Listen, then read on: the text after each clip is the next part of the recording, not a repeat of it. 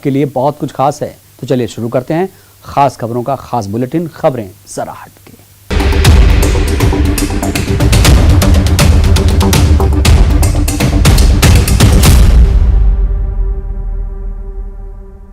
देश के हर हिस्से में पौराणिक मान्यताओं से जुड़े धार्मिक स्थल हैं, जिसकी कुछ ना कुछ कहानियां हैं। जामवंत का गुफा भी ऐसा ही है। कहा जाता है कि यहां कृष्ण और जामवंत के बीच युद्ध हुआ था।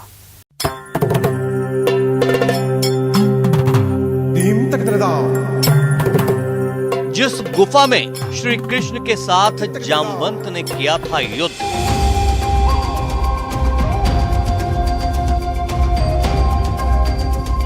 जहां मौजूद है जामवंत का बनाया बिना कलश वाला मंदिर।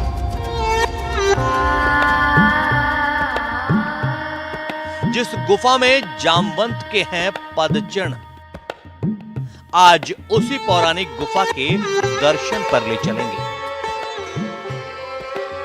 रमणीक वादियों और पहाड़ों से घिरे इस दर्शनीय स्थल पर आकर आप महाभारत और रामायण काल के अनसुने रहस्यों से रूबरू होंगे। यकीन मानिए, इस पूरी यात्रा के दौरान हर पल आपको एक नई कहानी पता चलेगी।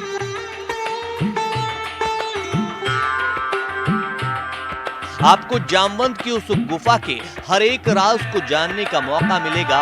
जामवंत कहां तप में लीन रहते थे, कहां उनकी गुफा थी और कहां था उनका महल। कैसा था वो शिव मंदिर जिसे बनाते बनाते जामवंत ने अधूरा छोड़ दिया और आज भी वो मंदिर बिना कलश के ही मौजूद है। यहां की यात्रा में रहस्य, रोमांच और आस्था का संगम है।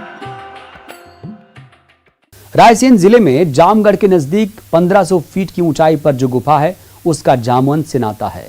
कहा जाता है कि इस गुफा के अंदर जामवंत की मौजूदगी के प्रमाण हैं। जामवंत के पदचिन्हों के यहां निशान हैं।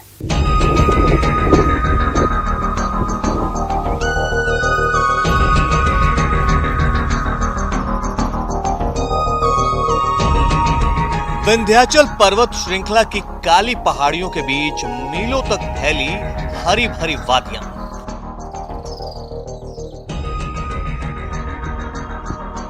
और इन वादियों में इतिहास को समेटे ये पौराणिक गुफा, जो महाभारत काल के कई प्रमाणों को खुद में समेटे हुए है। नेशनल हाईवे 12 खरगोन से 6 किलोमीटर दूर जामगढ़ के पास 1500 फीट ऊपर पहाड़ी पर है ये जामवंत की गुफा।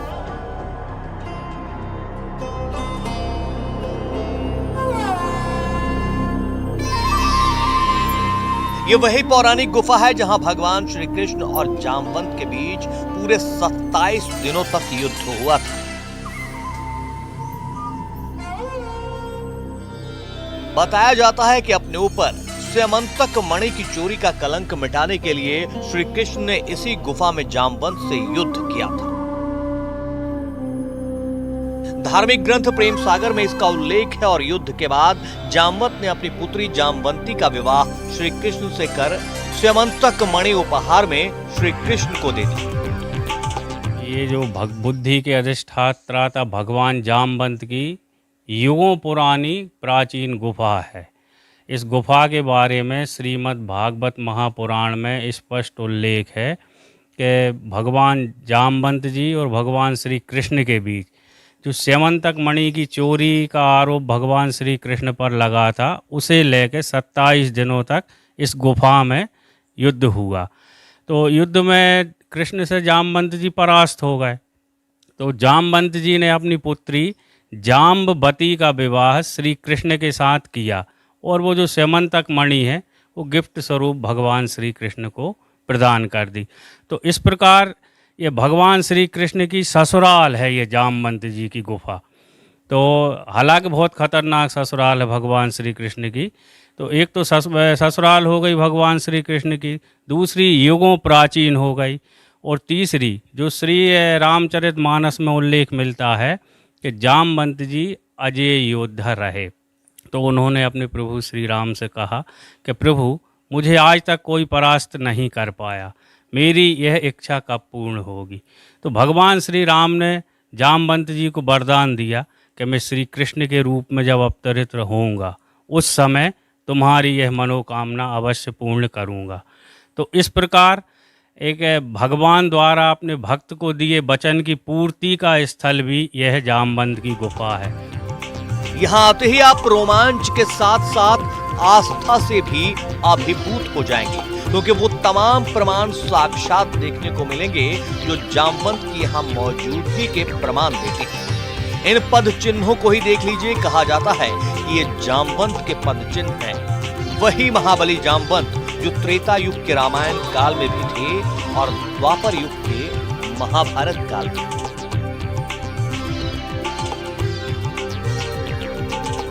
रामायण काल में विष्णु अवतार श्री राम के प्रमुख सहायकों में से एक थे, जबकि महाभारत काल में उन्होंने विष्णु अवतार श्री कृष्ण से युद्ध तक लड़ा। लेकिन आखिर उन्होंने ऐसा क्यों और किस लिए किया, इसका जिक्र पौराणिक ग्रंथों में मिलता है। गुफा के इतिहास को कुरेदने और किंवदंतियों की सच्चाई को जानने कई पुरातत्वविदों ने यहाँ अध्ययन किया। फिलहाल देखरेख के अभाव में जामवंत की गुफा संकरी हो चुकी है। इस गुफा के साथ ही कई और छोटी गुफाएं हैं। इन गुफाओं की श्रृंखला प्राकृतिक शिव गुफा पर समाप्त होती है। यहाँ के स्थानीय बड़े यकीन के साथ दावा करते हैं कि ये जामवंत की ही गुफा है। ये गुफा बताते हैं मृगन्नाथ से टच है पहले से आने। अब अपन ने तो नहीं देखा उसको, लेकिन है ये सत्यता की बात। ये बाड़ी के पास है भाई। 50 किलोमीटर दूर तक ये गुफा निकली हुई है। हाँ, 50 से 60 इसकी दूरी है। और सियाने द्वारा क्या बताया जाता है? बताया जाता है कि भगवान जामवंत जी ने यहाँ हत्ता गिल्ली भी खेले हैं और उनका पैर का चिन्ह भी है बाजू में, और एक मंदिर भी बनाया है सुरई का, बहुत अच्छा प्राचीन मंदिर है। तो आप लोग यहाँ पर आते हैं, गुफा के अंदर अंधेरा रहता है, आप लोगों को डर नहीं लगता गुफा के अंदर जाने में? नहीं, हमारे ऊपर तो कृपा है जामवंत जी की। बहुत सियाने हमारे पहले से आते थे तो उनके साथ हम लोग आते थे, तो आज भी आते, कोई दिक्कत नहीं। कब से आ रहे हैं आप? करीबन 35-36 साल हो गए होंगे मेरे को। कैसा लगता है आपको यहाँ पर आकर? बहुत अच्छा लगता है, और कभी आकर देखे जो भी व्यक्ति यहाँ आया है वो आज तक यहाँ से निराश नहीं गया। ये गुफा सिद्ध मानी जाती है। कई साधु महात्मा भी यहाँ तपस्या करते देखे जा चुके हैं। गुफा के पत्थरों में शिवलिंग, त्रिशूल सहित कई भगवान की प्रतिमाएं अलग अलग आकृतियों में देखने को मिल जाती हैं। यहाँ पहुँचने के लिए कटीले पेड़, पत्थर के चट्टानों से होकर गुजरना पड़ता है। दावा किया जा रहा है कि यहाँ गुफा 50 किलोमीटर दूर जाकर निकली हुई। सरकार का ध्यान नहीं होने के चलते ये प्राचीन गुफा गुमनाम है। स्थानीय लोग जो इस गुफा में पहुंचते हैं उन्हें मुश्किलों का सामना करना पड़ता है, लेकिन इतनी पौराणिक महत्व की इस गुफा के रख रखाव का ध्यान अब तक नहीं दिया गया है।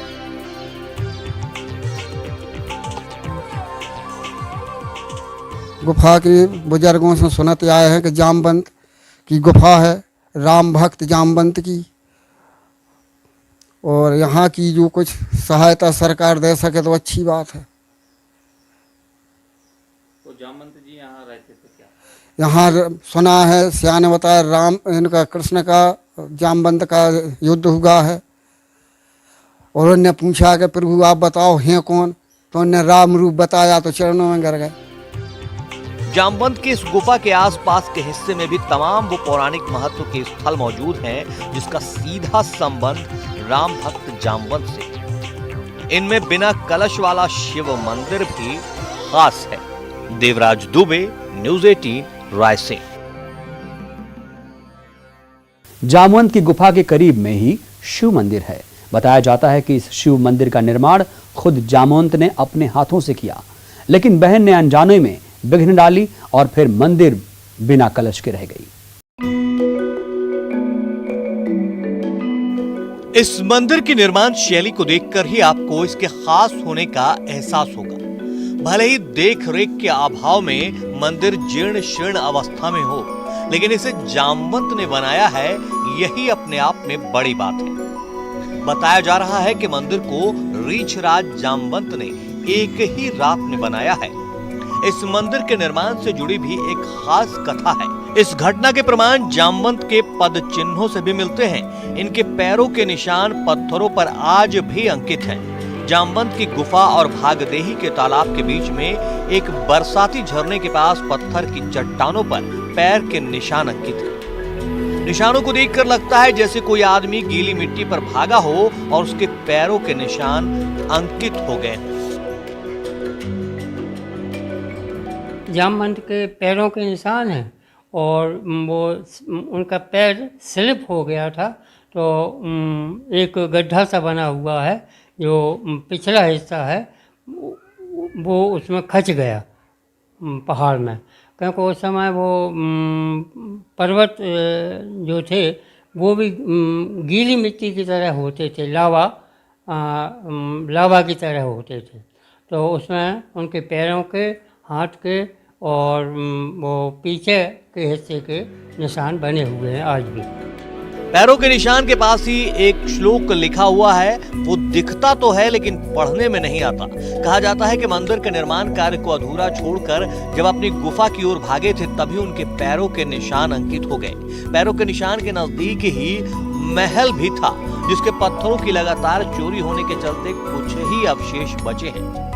अगर इस स्थान की खुदाई की जाए तो बहुत कुछ जानकारियां मिल सकती हैं। कई और सबूत चित्र यहाँ हुई अवैध खुदाई में मिट गए हैं। इनसे जामवंत की इस गुफा से जुड़े रहस्यों को जानने में मदद मिलती है। जामगढ़ से देवरी तक संसार के महत्वपूर्ण शैलाशय होने का उल्लेख पुरातत्वविद ए रफीक ने किया है, जबकि डॉक्टर बीएस बांकड़ की पत्रिका शैलचित्र में इसके प्रकाशन से पुरातत्वविदों का ध्यान इस ओर आकर्षित हुआ। पुरातत्वविद डॉक्टर श्याम सुंदर सक्सेना ने इस क्षेत्र के पुरातात्विक वैभव को रेखांकित करने की दिशा में महत्वपूर्ण काम किया है। इसके अलावा भारतीय इतिहास संकलन समिति ने भी इन स्थानों के उद्धार के लिए लगातार प्रयास किए हैं, लेकिन ये सभी प्रयास व्यक्तिगत होने के चलते साधनों और मान्यता से वंचित रहे। इस पूरे क्षेत्र में गुफाओं, मंदिरों और शैलचित्रों की विस्तृत श्रृंखला है। पुरातत्व विभाग और सरकार ध्यान दे तो इस क्षेत्र में अच्छे टूरिस्ट पॉइंट बनाए जा सकते हैं। देवराज दुबे, न्यूज़ 18, रायसेन। खबरें जरा हटके में वक्त हो चला एक छोटे से ब्रेक का।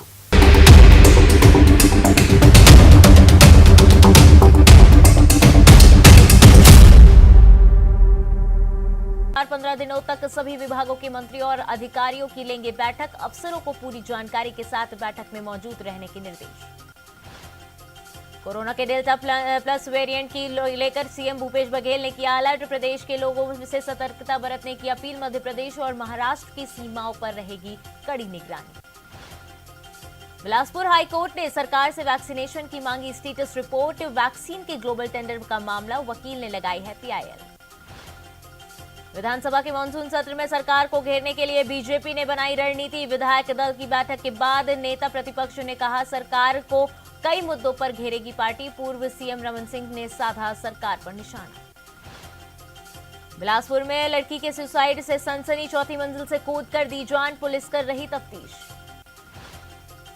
जांजगीर चांपा में अतिक्रमण के खिलाफ चला प्रशासन का बुलडोजर। सरकारी जमीन पर बनाए गए दुकान और मकान को राजस्व विभाग ने तोड़ा। पामगढ़ एसडीएम और तहसीलदार ने की कार्रवाई। आंगनबाड़ी कार्यकर्ताओं का मानदेय भुगतान रोकने का आदेश वापस। हाईकोर्ट के आदेश पर महिला एवं बाल विकास विभाग का फैसला। पोषण ट्रैक ऐप मस्ट करने पर कोर्ट में लगाई थी याचिका। कवर्धा में पुलिस के हत्थे चढ़ा छेड़छाड़ का आरोपी, कई दिनों से था फरार। नाबालिग लड़की के साथ की थी छेड़छाड़। जांजगीर चांपा में युवक से लूटपाट के आरोपी ने कोर्ट में किया सरेंडर। कई महीनों से था फरार, पूछताछ में कबूला जुर्म। जांजगीर चांपा में बुजुर्ग महिला को प्रताड़ित करने वाले 5 आरोपी गिरफ्तार। चुनाही कह जरा हटके के सिलसिले को एक बार फिर से आगे बढ़ाते हैं।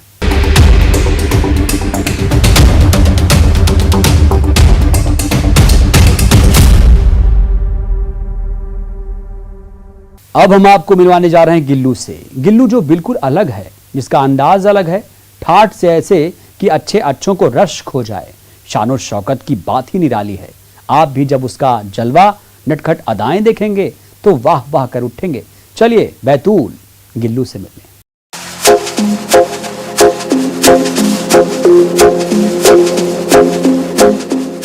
कटोरी में मस्त मस्त काजू, कटोरी में चना मुरमुरा। यह है खास लंच एक खास के लिए। तो लीजिए, स्वागत कीजिए गिल्लू का। गिल्लू जिसका जलवा, जिसका अंदाज, जिसकी नटखट अदाएं सब बिल्कुल जुदा है। घर में इन्हें वीआईपी ट्रीटमेंट मिलता है। वैसे काम के नाम पर ये करते हैं उछल कूद और ठाट ऐसे कि सोने के लिए खास पलंग और खाने में सिर्फ ड्राई फ्रूट इन्हें पेश किया जाता है। जी हां, यही है गिल्लू गिलहरी का राजसी अंदाज। आमतौर पर इंसानों को देखकर पलक झपकते ही पेड़ पर लपक जाने की फितरत रखने वाली गिलहरी ह्यूमन फ्रेंडली कैसे हो गई, ये बताएं। उससे पहले जानिए इनका आशियाना किसके यहाँ है। ये है वेटनरी डॉक्टर साहब का निवास और यही है गिल्लू का परमानेंट आवास। दरअसल गिल्लू की मम्मी मिस हो गई थी। गिल्लू अकेले डॉक्टर साहब के घर के बगीचे में मिली थी, लेकिन उसे भी नहीं पता था कि उसे देशमुख परिवार का ऐसा प्यार मिलेगा कि बाकी गिलहरियां भी सोचेंगी लाइफ हो तो ऐसी। एक्चुअली ये मुझे 2020 में मई में मिली थी। ये बस 5 या 6 दिन का बच्चा था, छोटा सा। हालांकि हम लोगों ने देख तो लिया था कि वहाँ पे एक छोटा सा बच्चा रखा हुआ है पीछे गार्डन में, पर फिर हम लोगों ने इसको थोड़ी देर वहाँ रखा ताकि इसकी मॉम आके इसको ले जाए, पर वहाँ पे उसकी मॉम थी नहीं। ये एक्चुअली इसका कहना तो ये है कि ये सुबह उठता है 8:30-9 बजे के करीब के, उसके पहले तो उसका दिन निकलता नहीं है। और फिर उसके बाद फिर इसका सबसे पहला मील होता है मुरमुरे, लाही सबसे पहला मील होता है, जो कि विदाउट सॉल्ट और विदाउट इसके रहता है। और फिर देन उसके बाद ये दूध रोटी खाता है। हमारा एक पैरोट है, इन दोनों की बहुत ज़्यादा जमती है, तो दोनों साथ में ही ब्रेकफास्ट करते हैं। गिल्लू की परवरिश ठीक वैसे ही हुई जैसे बच्चों की होती है। हर वक्त नजर रखनी पड़ती है, नखरे उठाने पड़ते हैं। अब तो गिल्लू द ग्रेट की मम्मी संगीता देशमुख ही बन चुकी हैं। आइए सुनते हैं क्या कहती हैं गिल्लू की तारीफ में। जी, ये तो जैसे 2 बच्चों की परवरिश मैंने की है, वैसे ही इसके लिए भी करना पड़ता है। एक अगर मैं लेट उठ रही हूँ तो मुझे उठते से पहले ध्यान आएगा कि पता नहीं ये भूखा है क्या है। सबसे पहले इसका सारा काम मुझे पहले करना होता है। ऐसे बाहर निकालना है, ऐसे जैसे ही देखेगा तो ऊपर बाहर निकलने के लिए मेरे पास आएगा।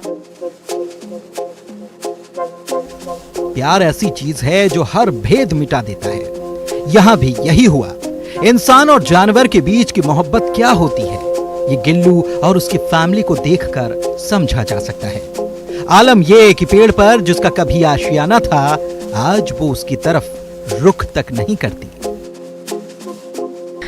पेड़ों पे हमने छोड़ने की कोशिश की थी, पर ये पेड़ों पे चढ़ के वापस उसकी जो सोने की जगह रहती है वो वहाँ पे जाके सो जाता है। पेड़ों से तो अब उसको खास कोई लगाव रहा नहीं है और उसे हम लोगों के साथ ही अब अच्छा लगता है। और मोस्टली मेरे घर में मतलब मैं उसको एकदम बचपन से पाली हूँ, तो वो और पूरा मुझ पे डिपेंड रहता है। तो अब तो फेमिलियर हो गया है और उसको उस तरह की चीज़ें पसंद आने लगी है। आप सही बोल रहे हैं, ये रोडेंट होते हैं, चूहे प्रजाति का जो होता है ये जानवर है। और ये कई तरह के होते हैं, अलग अलग कंट्रीज में अलग अलग तरह के होते हैं। सचमुच देशमुख परिवार का गिलहरी के प्रति ये प्यार अद्भुत है। अद्भुत है उनके बीच का रिश्ता जो सुकून देता है, जो ऐसा एहसास देता है जिसे शब्दों में बयां कर पाना भी नामुमकिन सा है। ऋषि कुमार नायडू, न्यूज़ 18 बैतूल।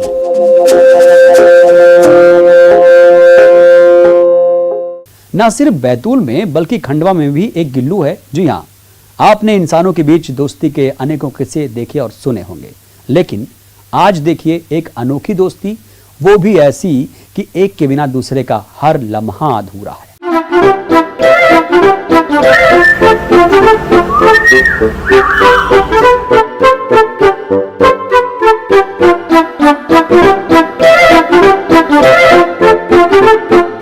कभी इसके हाथ तो कभी उसके सिर, कभी कंधे पर तो कभी कहीं और, घर में उछलता कूदता अटखेलियां करता, ये है तंवर परिवार का सबसे छोटा और नया सदस्य गिल्लू।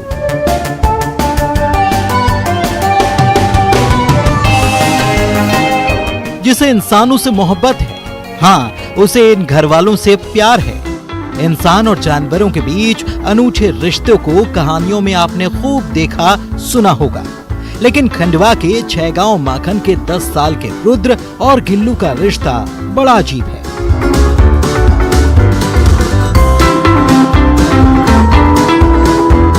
लॉकडाउन के बाद से ही गिल्लू परिवार में नए मेहमान के रूप में दाखिल हुआ।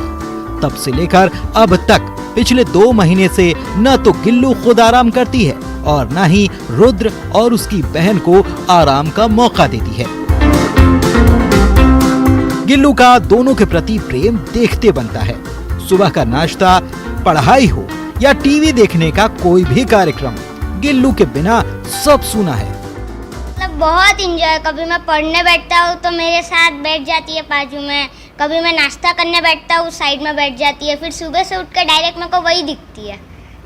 कभी खाना खाने बैठता हूँ तो बाजू में आ जाती है, कभी मैं ऐसे ही बैठा रहता हूँ टीवी देखता रहता हूँ तो कुर्सी पे आके ऐसे बैठ जाती है।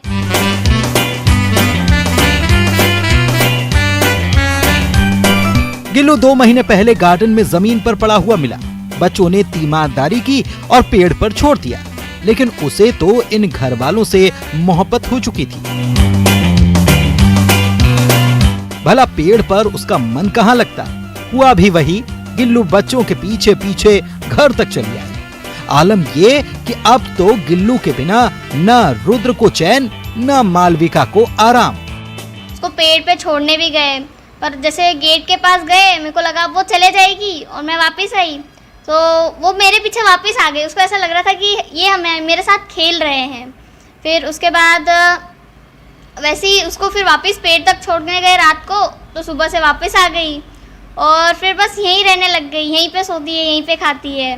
अब हमारे न्यू मेंबर जैसी है। फिर जैसे मैं कभी पढ़ाई करने बैठूं तो मेरे आसपास घूमती रहती है, कहीं टीवी देखने बैठे तो वहाँ पे पास में आ जाती है। बहुत अच्छे से सबके साथ खेलती है, सबके साथ घुल मिल जाती है। गिल्लू की धमा चौकड़ी से आस पड़ोस के लोग भी वाकिफ हैं। उसका ध्यान परिवार के सदस्य की तरह रखा जाता है। वो रूठती भी है तो उसे मनाया भी जाता है। जानवर को देख करके ऐसा लगता तो नहीं है, पर जैसे ये हमारे से जुड़ी तो ऐसा लगता है कि पूरा इंसान, जैसे एक इंसान में जो भावनाएं होती है, जैसे बच्चों के साथ में खेलने की या किसी को समझने की, तो इस तरीके से ये सभी को पहचानती भी है। और नींद आती है तो ऐसे सोती है जैसे कोई बच्चा सोता है, बिल्कुल चेयर के ऊपर सो जाती है, बिस्तर में आके सो जाती है। मतलब सिर्फ वो बोल नहीं पाती है, बाकी तो सब गुण उसके ऐसे लगते ही हैं, इंसानों जैसे ही लगते हैं। बहरहाल लॉकडाउन में कोरोना संक्रमण के कारण हर तीसरे चौथे परिवार ने अपनों को खोया, लेकिन शक्तिराज सिंह के घर गिल्लू ने जिस तरह से दस्तक दी, उससे पूरे परिवार में खुशियों की वाटिका महक उठी है। हरेंद्र नाथ ठाकुर, न्यूज़ 18, खंडवा। कोरोना के दौर में ऑक्सीजन और पेड़ों का महत्व तो आपको बहुत गहरे अर्थों में समझ में आ रहा होगा। ऑक्सीजन की कमी के चलते हजारों लोगों की जान चली गई। इसे ध्यान में रखते हुए 35 साल पुराने एक पीपल के पेड़ को बहुत सलीके से एक जगह से उखाड़कर दूसरी जगह शिफ्ट किया गया ताकि हरियाली कायम रहे।